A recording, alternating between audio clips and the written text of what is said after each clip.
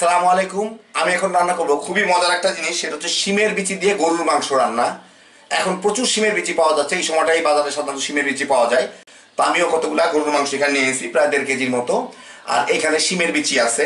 শিমের বিচিগুলো এরকম, তো আমি এর চুচার সাথে সবাই খাইতে পছন্দ করি, তো আজকাল দেখতেছি সবাই ছিলে খায়, তো চিন্তা করলাম ছিলেই একটু খেয়ে দেখি কি অবস্থা।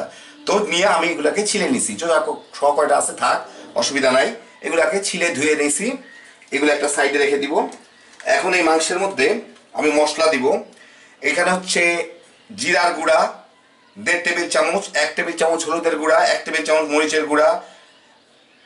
এটা হচ্ছে বাবুর্চির গরম মশলা আধা টেবিল চামচ, 2 চা চামচ ধনিয়ার গুঁড়া, 1 চা চামচ এলাচির গুঁড়া।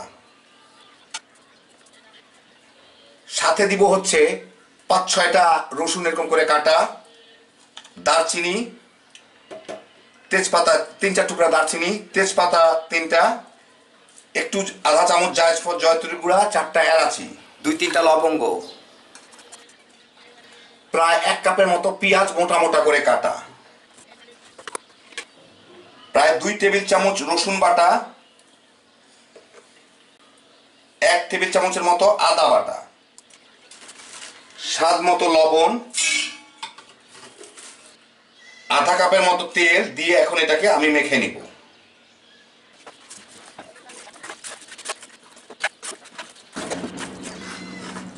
যাই হোক, মোটামুটি মাখানো হইল। এখন আমি এইটার মধ্যে কাছায় নিই, নাইলে পুড়ে যাবে সাইডের গুলা। এটার মধ্যে পানি দিব। পানি দিব হচ্ছে জাস্ট মাংসটা সমান সমান, মাংসটা যাতে জাস্ট ডুবে থাকে আর কি, সমান সমান, বেশি যাতে না হয়। এই হইল, সেই জন্য পানিটা আগে দিলাম না। এখন আমি চুলার জালটা জ্বালায় দেই, জ্বালায় দিয়ে এটাকে ফুল আঁচে বলক আসা পর্যন্ত রাখবো। তারপরে জালটা মাঝারি থেকে একটু কমাই দিব, যাতে ভুনা ভুনা হয়ে যায়। কিছুক্ষণ পর ফুটে উঠলে এইটাকে একটু দেখি, এগুলো একটু নামায় নেই, এইটাকে একটু নেড়ে দিব। নেড়ে এখন জালটাকে আমি মিডিয়ামের থেকেও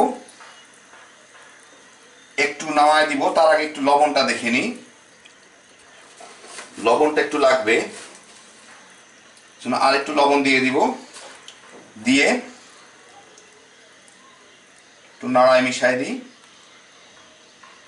এখন আমি এটাকে মিডিয়ামের থেকেও একটু নিচে, লো আর মিডিয়ামের মাঝামাঝি রেখে জাল দিব, যাতে সিদ্ধ হয়ে যায়।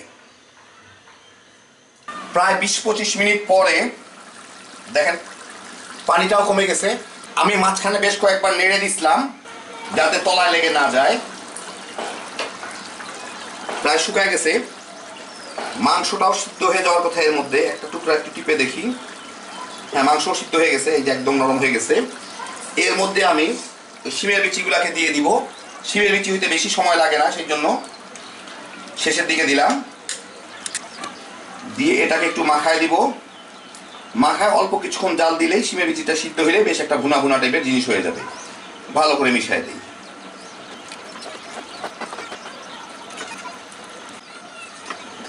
তো হইল, এখন আবার জালটা একটু বাড়া দিলাম, হালকা করে মিডিয়ামে নিয়ে আসলাম। এখন ঢেকে দিই, কিছুক্ষণের মধ্যেই শিমগুলা সিদ্ধ হয়ে যাবে আমার তরকারি। 3-4 মিনিট পর একবার নেড়ে দেই, প্রায় কাছাকাছি হয়ে গেছে। এগুলা সিদ্ধ হইতে বেশি সময় লাগে না, এই শিমগুলা। দেখি কি অবস্থা, হ্যাঁ, এই যে হয়ে গেছে। এখন এটাকে 3-4 মিনিটের জন্য হালকা আছে জাল দিব, যাতে শিমের বিচিগুলো আর একটু সিদ্ধ হইতে পারে। তারপর কাঁচামরিচ আর জিরার গুঁড়া দিয়ে দিতে হবে।